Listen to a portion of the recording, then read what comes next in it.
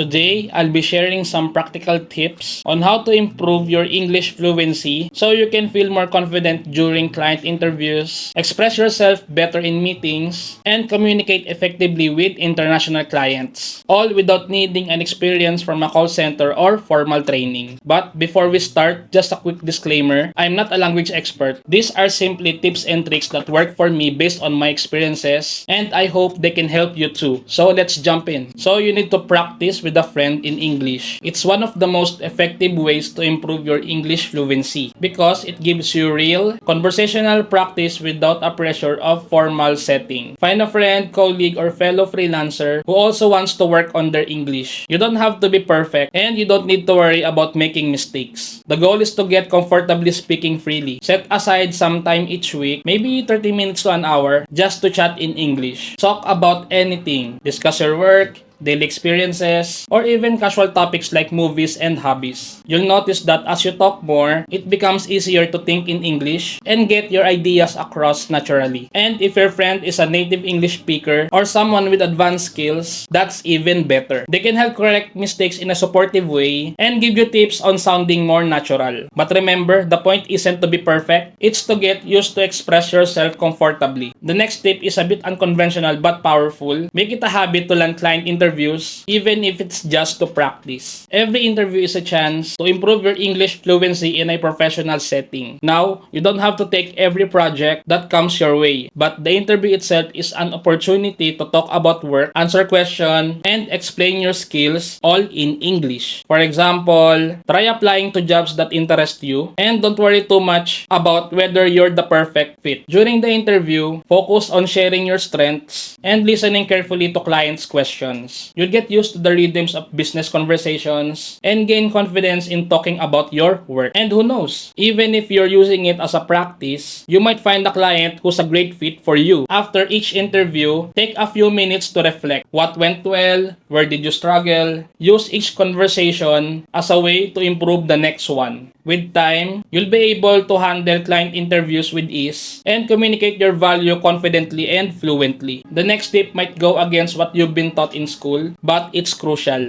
Don't obsess with grammar. Instead, focus on getting your thoughts clearly. Grammar is important, but it doesn't need to be perfect, especially in freelancing. As freelancers, we often communicate in writing via email, proposals, and messages. But when it comes to speaking, it's much more important that the client understands your message. Don't get hung up on perfect grammar or fancy vocabulary. As long as your client understands what you're trying to say, you're doing great. If your work doesn't specifically involve language precision, like customer support or a writing role, then a few minor grammar mistakes are totally okay. The key here is to focus on conveying your thoughts, not constructing the perfect sentence. Here's a quick tip. Imagine you're speaking to a friend instead of a client. Try speaking as if you are talking to a friend. Simplify your language and just let your thoughts flow naturally. Remember, the goal is to be understood, not to impress with grammar. This will help you relax and build fluency without feeling the pressure of being perfect in every word you say. Next tip for my fellow Tagalog speakers out there, avoid translating directly from Tagalog to English. When you translate everything in your head, it can make your speech sound unnatural.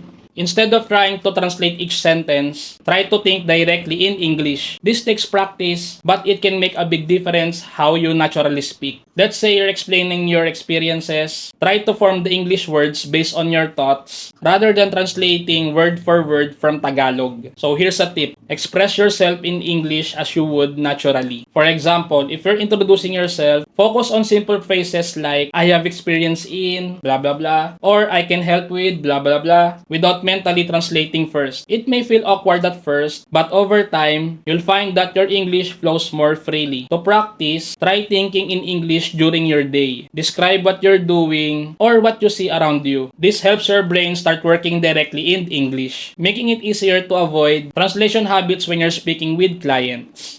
And finally, One of the most enjoyable tips: watch movies, TV shows, or online videos in English frequently. This is a great way to pick up on how native speakers talk and get familiar with different expressions and accents. Choose shows or movies that interest you, ideally with subtitles at first. If you like action, comedy, or even documentaries, go for it. Watching with subtitles lets you match with sounds, helping you understand better and learn new vocabulary. And if there's a line or phrase you like, pause and repeat yourself to practice pronunciation. Don't just watch passively. Try to mimic what you hear. If you're watching a character introducing themselves, try pausing and repeating the sentence. It's a fun way to practice and helps you get the rhythm of spoken English. Over time, you'll notice that you start picking up on different ways on people express themselves, common phrases, and even slang or idioms. All of this helps build your confidence and makes you sound fluent when you speak. So that's it for this video. If you found this video helpful, please don't forget to like and subscribe and watch my other videos. So see you on the next video. Bye!